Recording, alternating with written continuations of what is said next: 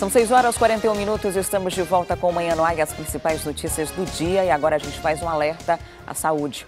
O câncer já representa a primeira causa de mortalidade por doença entre crianças e adolescentes de 1 a 18 anos no Brasil. Segundo os dados do Instituto Nacional do Câncer, no país, anualmente são mais de 10 mil casos da doença registrados nessa faixa etária. A campanha Setembro Dourado tem o objetivo de conscientizar a população através de ações educativas e preventivas voltadas para divulgar os principais sinais e sintomas da doença ao maior número de pessoas possível. Para falar mais sobre essa campanha e reforçar a importância de um diagnóstico precoce, nós estamos recebendo a hematopediatra do doutora Socorro Sampaio aqui no estúdio. Seja muito bem-vinda ao programa Ótimo Dia. Bom dia, Adriane. Bom dia a todos os telespectadores. Agradeço o convite de vir hoje aqui falar um pouco sobre essa doença, né? Que nós estamos esse mês dando uma ênfase ao seu diagnóstico através do Setembro Dourado. O câncer infantil, na verdade, pode ser qualquer tipo de câncer que atinja as crianças, ou tem um câncer específico, uma área específica do organismo em que ele normalmente atinge? O câncer ele pode ocorrer em qualquer parte do corpo. Em criança e em adultos são muito parecidos, né? Sendo que nas crianças o câncer mais comum é a leucemia, que é conhecida como câncer do sangue.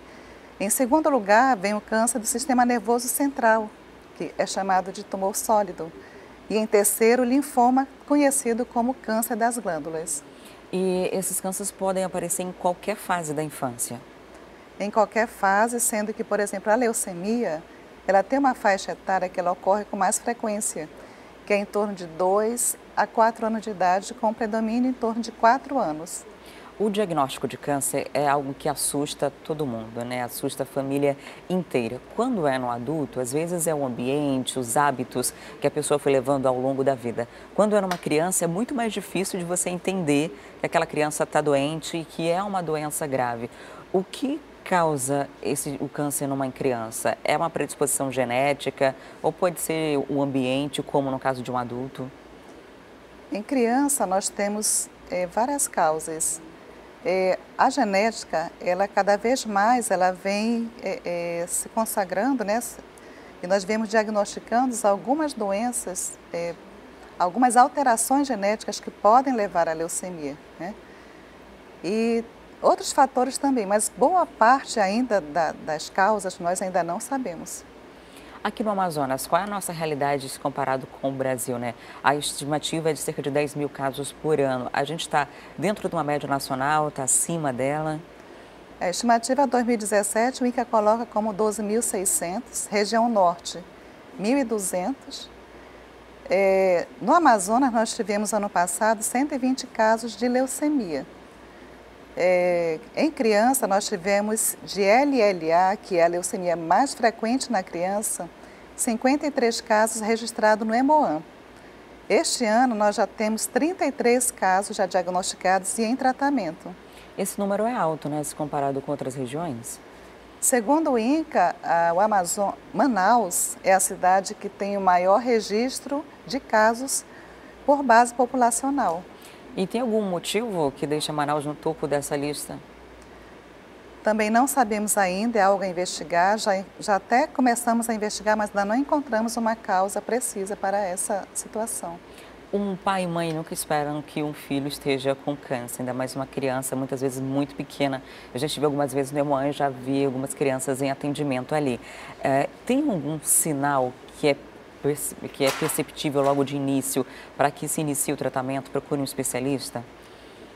Então, primeiro que a criança ela tem que ter um controle regular com seu pediatra, né?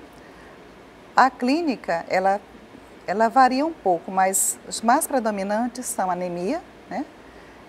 Manchas roxas no corpo, sangramento pela gengiva, pelo nariz, aparecimento de glândulas, né, que são aquelas ínguas que aparecem no pescoço, um aumento do abdômen, né, da barriga, por conta do aumento do baço, do fígado, porque a doença, ela aparece, a leucemia no caso, ela começa dentro da medula óssea, que é o nosso tutano. E a partir daquela ocupação daquele espaço, ela deixa de produzir as células normais, por isso que vem essas alterações. E depois ela ela sai de dentro da medula e acomete qualquer órgão fora, principalmente o baço, o fígado, que estão dentro da barriga, né, dentro do abdômen, e os linfonodos, que são as glândulas. Tem que observar bem direitinho, né, a criança para verificar se há algum desses sintomas. Porque, por exemplo, uma mancha roxa no corpo de criança chega até a ser normal, né? Que às vezes tem um baque, está brincando ali, se machuca. Isso, também não é assim um alarme, porque tem várias doenças que eles podem levar a esse quadro também, várias viroses, algumas infecções. Então, assim, o importante é você procurar o pediatra do seu filho para poder fazer essa investigação. Em relação ao tratamento, o Amazonas está preparado para dar esse suporte ou essas famílias têm que procurar outras regiões do país para o tratamento? Nós temos duas situações para o tratamento. Primeiro é você ter um bom diagnóstico, né? E isso eu te digo que o Hemoan, ele é um centro que ele tem os exames diagnósticos bem precisos. São muito bons, né? Mas além de dar o diagnóstico, nós temos que buscar a precocidade desse diagnóstico. Isso que agora o GAC ele está nos ajudando ao interior, né? Porque nós já vimos que muitos pacientes, eles não chegam ao Hemoan. Então, chegam à parte central do estado, mas o norte e o sul não está chegando conosco. Então, estamos fazendo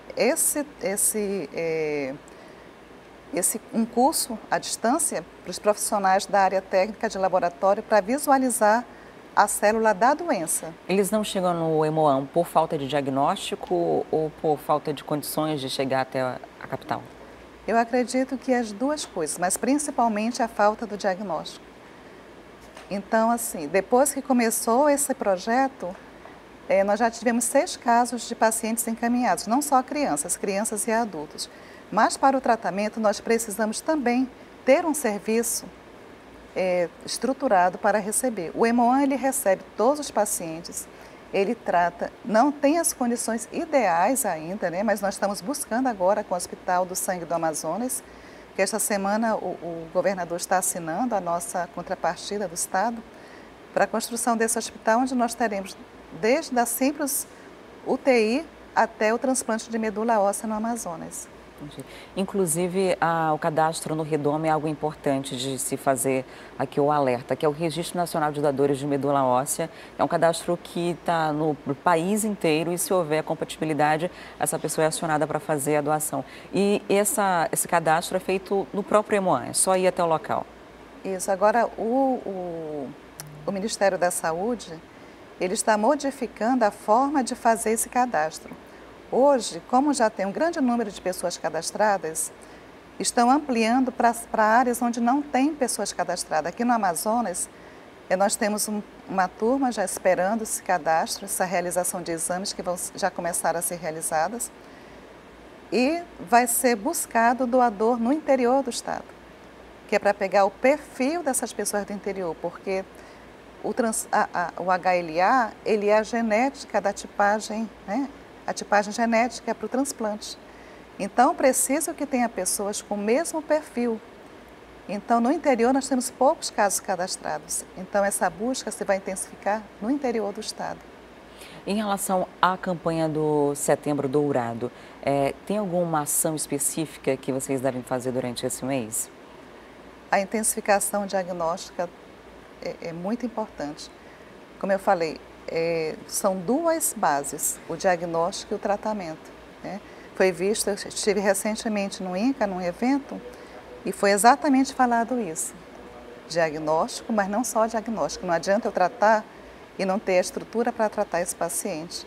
Então, diagnóstico e tratamento são essas duas bases para o sucesso. Ok, muito obrigada por sua visita aqui no Manhã no Ar, por trazer esses esclarecimentos para a gente. Obrigada também e estou à disposição. Recebi hoje a doutora Socorro Sampaio para falar sobre o Setembro Dourado, mês de conscientização e combate ao câncer infanto-juvenil. E começam hoje as inscrições para o curso de inclusão digital para feirantes, trabalhadores agrícolas e demais trabalhadores autônomos. Quem tem os detalhes desse curso é a repórter Amanda Amorim, com quem eu converso agora. Oi, Amanda, bom dia. Qual conteúdo será apresentado e onde os interessados podem se inscrever? Oi, Wilson, muito bom dia para você, bom dia a todos que estão assistindo o Manhã no Ar. Olha só, os interessados, eles precisam comparecer na sede da Centrade, que fica na Rua Barcelos, número 625, bairro Praça 14. Eles precisam realizar suas inscrições a partir das 8 da manhã até 1 da tarde. E precisam levar os documentos de identidade, CPF e também comprovante de residência. As aulas elas serão compostas em prática e teórica. E ensinará aos profissionais a como elaborar um e-mail e também ter acesso à internet. Além disso, esses profissionais, eles devem receber orientações sobre a área rural, de como ter um melhor desempenho e crescimento na área independente da crise. As turmas, elas serão divididas assim, mais ou menos, no período da manhã, das 8 até as 5 da tarde, no dia 25 até o dia 27 e no dia 18 até o dia 20. Esses interessados, eles precisam comparecer lá na sede da Centrade, como eu disse anteriormente, a partir das 8, 1 da tarde, para realizar sua inscrição. Para mais informações, pode ligar para o telefone 36 31 26 75 e falar diretamente com a Central para obter mais informações. Wilson Lima. Ok, muito obrigado, Amanda. Até daqui a pouco. E agora são 6 horas e 53 minutos. Se você começou a acompanhar o Manhã no Ar nesse momento, não tem problema não, porque a gente preparou um resumo das principais notícias até aqui. Confira. Por ciúmes, homem joga água quente em companheira. A vítima teve queimaduras de 2º grau na orelha e parte do rosto, braços e mãos queimadas. Marinha faz buscas por turista britânica desaparecida desde o dia 13 de setembro no Rio Solimões. Ela teria embarcado em um caiaque em Quito, no Equador. Moradores de uma comunidade no Amazonas disseram ter visto a turista às margens do rio. A Polícia Civil investiga o caso. Embarcação naufraga entre os municípios de Anamã e Beruri, depois de bater em um pedaço de madeira. 35 pessoas estavam a bordo, mas apesar do susto, ninguém ficou ferido. O governo deve recuperar mais de 120 milhões de reais até o fim do ano com resgate da dívida ativa. A quantia é a maior recuperação de dinheiro público estadual dos últimos 5 anos.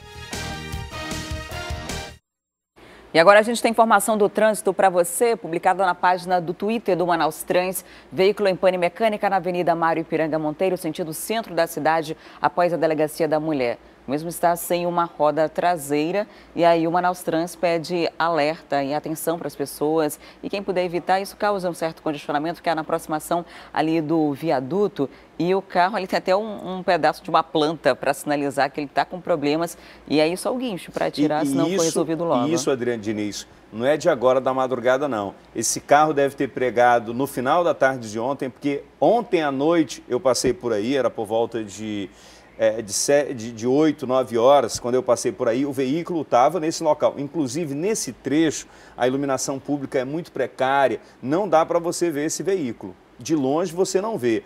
Então, assim, isso daí estava representando um risco muito grande, sem levar em consideração que o condutor não tinha, pelo menos o que indica aí, não tinha nenhum sinalizador, o que é obrigado a todo motorista ter num caso desse daí. Ele foi ali, está cometendo uma outra infração, que está agredindo o meio ambiente, foi ali, tirou uns pedaços, uns galhos. De longe eu olhei assim e eu estava tentando entender o que era, se era árvore de Natal, sei lá o que era. Já? Pois é, no meio na lateral da pista, de longe eu tentando entender, quando eu me aproximei era esse negócio aí em cima do carro, aí sinalizando que ele está no prego. Então, desde ontem que esse veículo está estacionado na lateral da Avenida Mário Ipiranga Monteiro. Agora o Manaus Trans já sabe, se o proprietário não resolver, a obrigação do Manaus Trans retirar o veículo aí ele vai ter que pagar parqueamento, pagar o guincho, se tiver multas e outras coisas vai ter que se resolver. Se não resolveu até agora de ontem, até agora de manhã, imagina se for levado para o parqueamento. E depois do intervalo comercial, a gente tem nossa interação com a Rádio Acrítica FM e vamos falar sobre a declaração polêmica de um general do Exército. Ele está, inclusive, sugerindo intervenção militar. Tem ainda o quadro A Vaga é Sua e nós vamos falar da importância de ser um bom atendente. É um instante só, não saia daí.